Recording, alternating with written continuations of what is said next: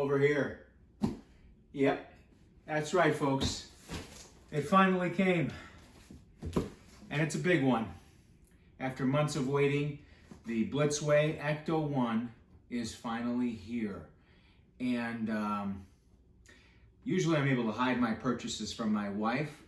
When it's the size of a figure, it's not that hard. But this thing didn't escape her privy. And as a result, I now have to buy her a Louis Vuitton handbag. That's what happens when you're married. But that's a whole separate video. Anyways, let's open this up and see what we got. This could be a long video, I'm not sure. I've never had anything in this scope or scale before, so we're gonna take it bit by bit. Let's go for it.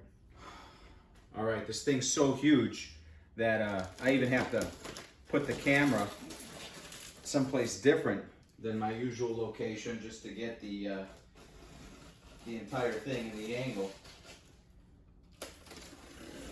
So yeah, this thing got, I can't even count how many times I got updates from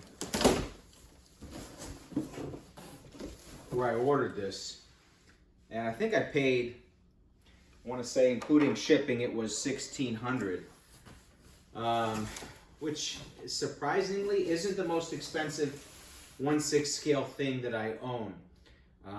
The prize for cost goes to the diorama I have for my Bateman from American Psycho.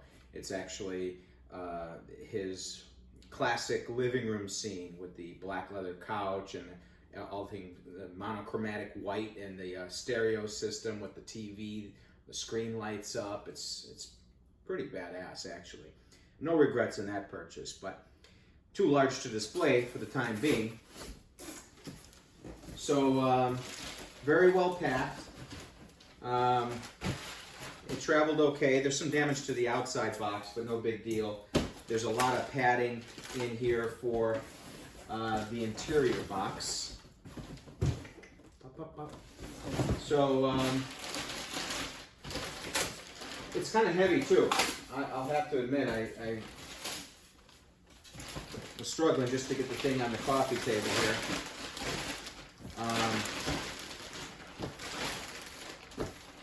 Wow. All right. What do we got? So obviously I do have the set of Ghostbusters figures that BLITZWAY came out with a while back. To me, it just wouldn't make sense to have the Ecto-1 without them. And I also have a, I forget what those beasts were called, those two beasts. I don't know if the angle's looking right now. So right off the bat, we got the set of instructions here, which is the thickest and biggest set of instructions for a 1/6 scale item that I have ever seen. And oh, it looks like it's a fold-out poster. Okay. Actually, that's not too bad. Okay. 6 blocks. That isn't as bad as I thought. All right, so it's got some interesting straps going on here too inside of the box. It's got some Velcro straps that say BLITZWAY. That's a nice touch.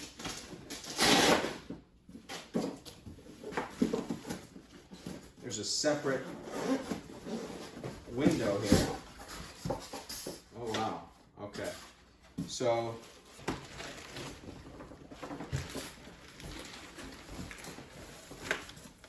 right off the bat, you've got the top section here, and they packaged it separately, wrapped it in plastic, and it's in the styrofoam, but a separate section. Oh boy!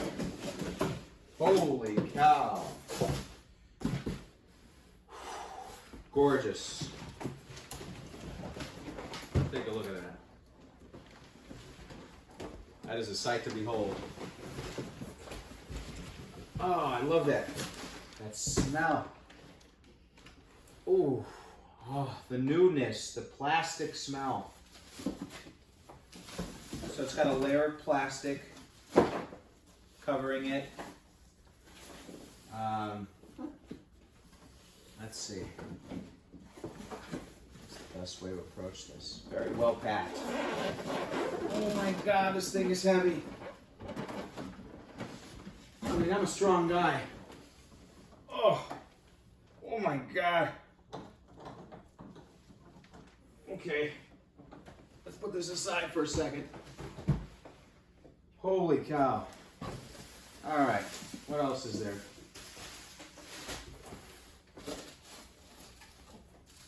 Antennas. Okay, got it.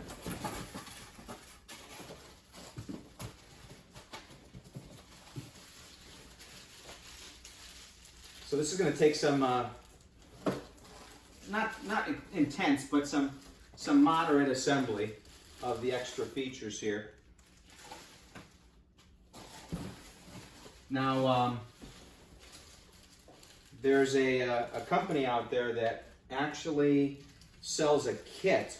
Well, it's in pieces. It's a subscription to be able to build a very detailed replica of the Ecto-1. Metal parts, a lot of moving features, but it's not 1/6 scale. It's slightly smaller than 1/6 scale, and I have a subscription service for the James Bond car, the Aston Martin DB5, and I think I pay like $50 a month, and they send me a few tiny pieces.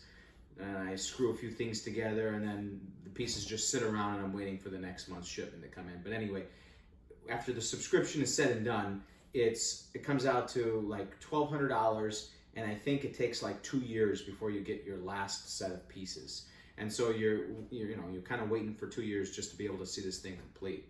So the subscription for the Ecto-1 is the same situation, but to me, if I could get it in 1/6 scale, I'm going to do it in 1/6 scale. So I'm glad I pre-ordered this BLITZWAY thing.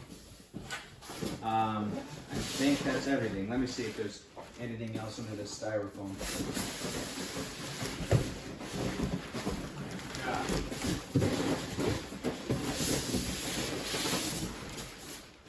Okay. Nothing else under the styrofoam. Let's get this out of here.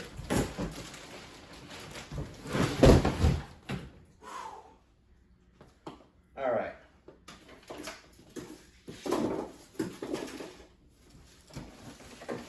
Oh my God. Okay. All right. So we've got the car itself. We've got the top section. We've got the antennas. We've got several tiny parts that just fell out.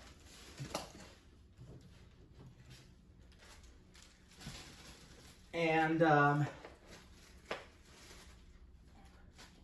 we've got some USB cables. So it looks like rather than using battery, perhaps it uses USB to charge. So that means I'm going to have to maybe have it sit for a while before I come back to you guys and show you this thing all lit up and making noises and such. But I'm going to pause the video right now so I can figure out what the hell's going on. Take a lot of this crap off, assemble everything, and then we're going to take a look at this section by section when it's complete. My gosh, this is going to be a long video. I apologize.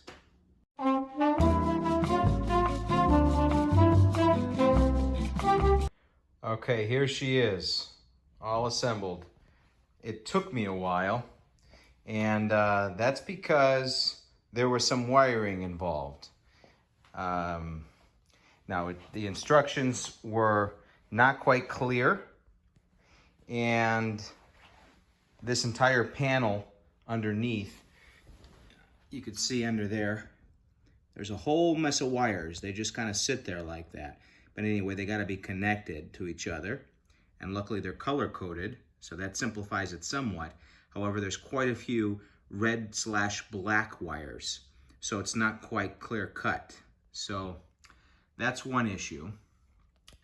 Overall, I'd say that it's what I expected, but there's a sense that they tried too hard to roll the thing out quickly.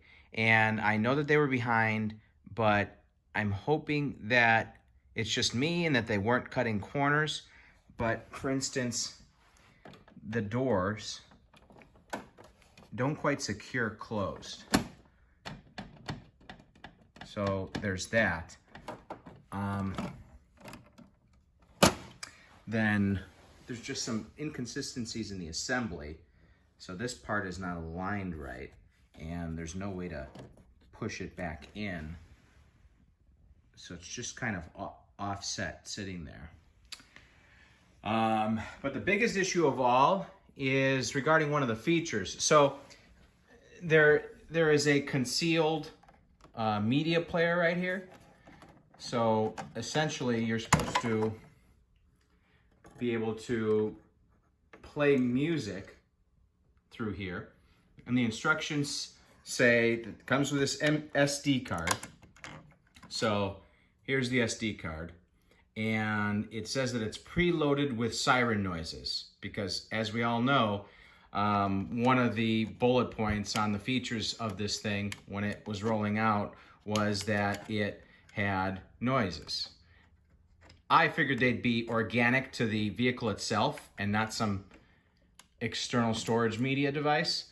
But anyway, so I put this thing in my computer so that I could load the Ghostbusters theme song and discovered that it had no media files on it yet.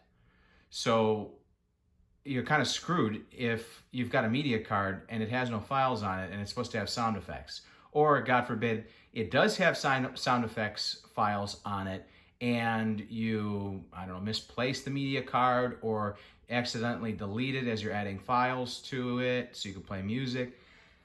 Anyways, regardless, it has no internal power for the music player. You have to use the USB, external USB device. It says either a 5-volt adapter or power device. And it doesn't come with it. It comes with a USB cord. But here's the issue. It doesn't work at all. I tried it in 2 different outlets. I tried a portable power pack. It might be the USB cord itself that came with this, although I've never had a problem with a USB cord not working. It's a pretty simple device. There's not really moving parts in there, so it's hard to mess up constructing the thing. I'm going to give BLITZWAY the benefit of the doubt, and I'm going to try to find another USB to USB cord, and hopefully it works. But at this point, I'm leaning towards it's just kind of dead in the water, and I've got no sound now. Regardless, there was no siren sounds on the SD card, so that's a no-go. But otherwise, with that aside, I had to get the ugly stuff out of the way. Well, no, that's not the only ugly stuff. So some of the assembly that I had to do, the instructions for it were pretty clear-cut, but some of the parts just are not set properly. This one, prime example, it just kind of wobbles sitting there. This is supposed to go there, but it doesn't feel like it's supposed to go there just because it's sitting there so loose. The other issue on this side, same kind of thing where this is just kind of sitting there. It really doesn't snap in place. Yeah, so this thing, I have to glue this down if I'm gonna make it look right. The next thing, I'm sorry, I'm being picky here. So here's the lights. The light switch is right underneath the bumper here, so very easy to access. I like that. You got the back lights here. In the front, you have this flashing light. And you have the front panel here, which I love. That looks great. Illumination here, here, and then the flashing lights here. Now let's go up top to the other illuminated panels. So there's a concealed switch right here to turn this set on. A little loud. It might not seem so obvious if I was able to play music right now, but of course I can't.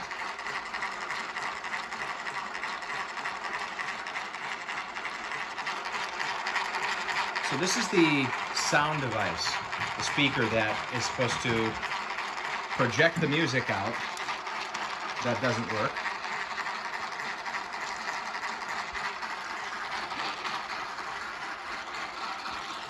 Here's another issue. And this may have just been cutting corners for cost, but nothing illuminates on the inside at all. You figure at the very least they'd have the display panel there lit up. Now, if you remember with Hot Toys Back to the Future car, the DeLorean, all kinds of instrumentation lit up inside. Here's another nice one though.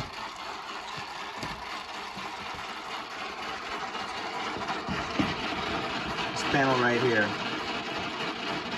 That's pretty cool.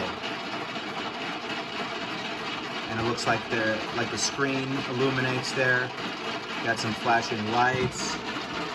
Panel up there. So that's pretty cool. And there's this phone that just kind of sits here.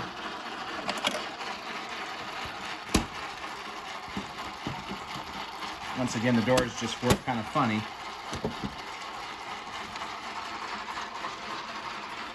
These don't work at all. They're just for show. Let me turn this off. It just gets too loud. The windows don't roll up or down.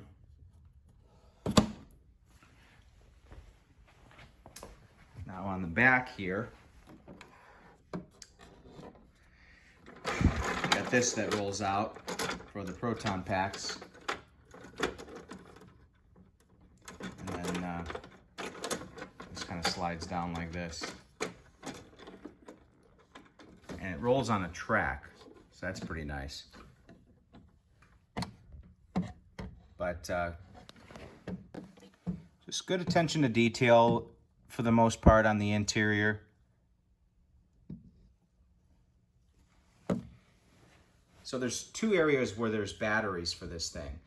The batteries for this bottom section here, the light panels on the back and the front of the vehicle, are inside here. And for the top section here, it is underneath here. Just kind of pulls out and the batteries are underneath there. Now, the instructions say AA's, but they actually need AAA's. So that was a typo in the instructions. So when you buy this thing, be on standby with not 4, not 5, not 6, but 8 AAA batteries. And then, of course, supposedly an external power supply for the media player. So this slides back in here.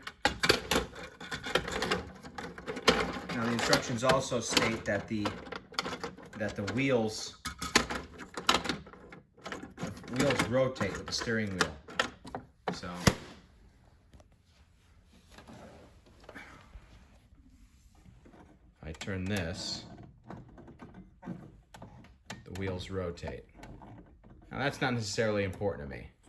What would have been nice if maybe it was a working horn right here, because I know that that's one of the features of the, as I mentioned earlier, they have those car kits. They're slightly smaller than 1/6 scale, and I have that Aston Martin DB5 that I'm going to display with my James Bond figure.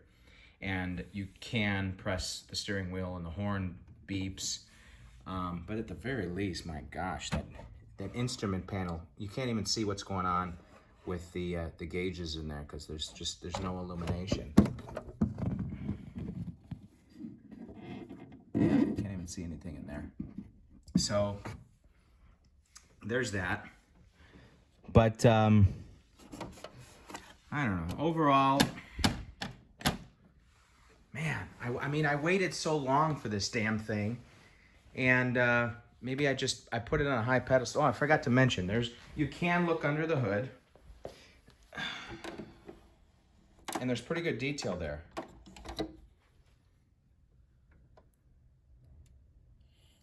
Although that's not that important to me either, because I can't imagine that, you know, probably most people won't display this car with the hood popped open so that you can see the inside of the engine. It's just kind of, I mean, there's a lot going on considering that you're not going to display it this way. But to me, if they could have put more time and money into the dash panel, and I would have been happier with that, because you get a little bit more visibility when you're displaying the vehicle inside there. But damn, I want to be able to give this thing an outstanding score, but I just can't do it with all the issues I mentioned at the beginning. They just kind of stand out for me at this point, really. I'd have to give it an 7.5 out of 10. It's just I paid $1,600 for this thing. I didn't expect to find any of the issues that I found for that cost, I guess is what I'm saying. So hopefully when you get yours, if you do decide to get it, or if you have it on pre-order and you haven't got it yet, hopefully your media system works and you can play some sounds. And but I anticipate you'll have the same issues with loose parts that I did. Anyways, I've got a few figures on pre-order, but nothing this big coming up. Thanks for tuning in, and I will see you guys next time.